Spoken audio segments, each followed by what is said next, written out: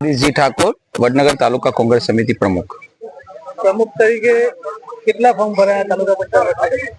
અત્યાર સુધીમાં 17 ફોર્મ ભરાઈ ગયા છે અને એક ફોર્મ અત્યારે ચાલુ છે અને જે પાર્ટી દ્વારા મેન્ડેટ પણ રજૂ કરવામાં આવે છે ક ફોર્મ ને ખ ફોર્મ એ પણ આપણે પંચાયત ઓફિસ પર જમા કરાવડાવી દીધા છે.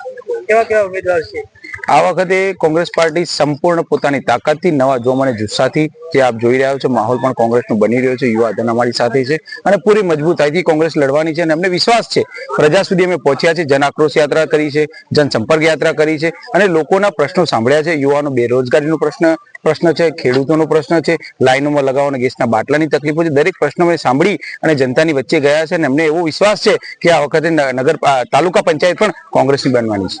ખાસ કરીને કેવા મુદ્દાઓને લઈને મેદાને ઉતર્યા છો અને આગળની શું રણનીતિ રહેશે? ખાસ કરીને સૌથી મહત્વનો મુદ્દો અમારા માટે એ છે કે સ્થાનિક યુવાઓને રોજગાર. તમે જોઈ શકો છો વડનગરમાં મ્યુઝિયમથી માંડીને જે કંપનીઓ છે ત્યાં બહારથી આયાતી વ્યક્તિઓ આવી અને રોજગાર મળે છે. અહીંના સ્થાનિક વ્યક્તિઓને અને યુવાઓને રોજગાર મળતું નથી. અમારી પ્રાથમિકતા એ છે. બીજું, રોડ રસ્તા પાણી. તમે જોઈ શકો છો અમરથોર વાળો દરવાજાનો રસ્તો જે જઈ રહ્યો છે ત્યાં તમે હાથથી ઉખડી જાય તોય ગટરો ઉભરાઈ રહી છે. રાજપુર વાળો રોડ જોઈ લો. બધી જગ્યાએ ભ્રષ્ટાચારનો ભારતીય જનતા પાર્ટીનો ભ્રષ્ટાચાર છાપરી ચડીને પોકારી રહ્યો છે. એટલે અમે ભ્રષ્ટાચાર વિરોધી જઈ રહ્યા છે. સામાન્ય વ્યક્તિ પણ જો પંચાયત ઓફિસમાં આવે તો પૈસા વગર કામ થતું નથી. આ બધા મુદ્દાઓ લઈને અમે નીકળ્યા છે. ભાજપ પણ જીતનો દાવો કરી રહી છે તો કેવી ટક્કર રહેશે?